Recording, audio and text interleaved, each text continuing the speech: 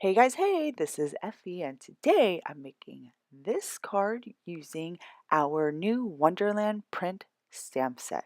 It's actually a stamp bundle, and I'm making a shaker card today for the first time in years. Um, so I'm making this card for our Fall 2018 release blog hop. It's a fabulous hop with some fabulous talented designers and our team. So head over to our blog to start hopping for some giveaways and inspiration. So on with the project. I stamped the first cluster layer in our bright emerald dye ink, the second layer in our Orchid Crush dye ink, and then the third layer with some additional holly leaves and pine needles. I embossed that in our rose gold embossing powder. Once this was once I finish stamping and embossing, I'm going to die cut. Now there is a separate die cut that will cut out the entire border, the outer border, but I only wanted to cut the inner border or negative piece because I want to make a shaker card. So at the same time, I cut the inner negative space and I also added stitching to my panel using the largest die from our double stitched rectangles small die collection. This is going to cut out your panel to something smaller than A2 size. So I ran the whole thing through my die cutting machine and I'm left with this beautiful holly and poinsettia cluster window that is perfect for shaker cards.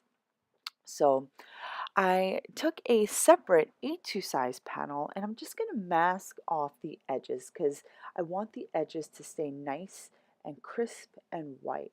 And I'm masking it off with some Thermoweb purple tape. And then I'm just going to do a little bit of ink blending going from the bottom of the panel to the top. I'm using our bright emerald and hot tourmaline dye inks to get this really gorgeous minty ombre effect. I'm not going to pull that color all the way up though because I want an ombre effect. An ombre is just, you go from one color to another. So I'm going from mint to white. And I'm just adding a little bit of that tourmaline to the bottom of the panel. And you can see me kind of going back and forth, putting my windowed panel just to make sure that I'm getting that effect that I like. So once I'm done blending, I'm going to carefully peel up that tape and then I'm going to cut out a piece of acetate and this is going to go under my shaker window. So I'm applying adhesive behind my border and then I'm going to carefully lay my acetate piece over and have this perfect shaker window. It's going to keep in all those little bits. So I'm going to temporarily adhere that windowed panel onto my blended panel and then I'm going to place my sentiment where I want the sentiment to be within that panel. And I'm using my MISTI to help me get perfect placement. Once I know where I want to place it, I'm going to carefully peel away that windowed panel and stamp my sentiment in our Noir dye ink onto the blended panel.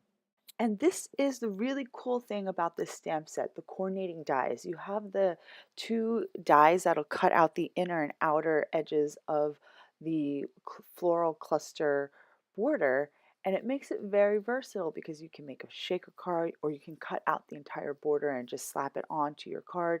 And it's just a really cool set and bundle. I'm very, very excited about it. And this is actually one of the free gift with purchases that you can get, but there are more details on our blog. So if you want more information, head over to our blog.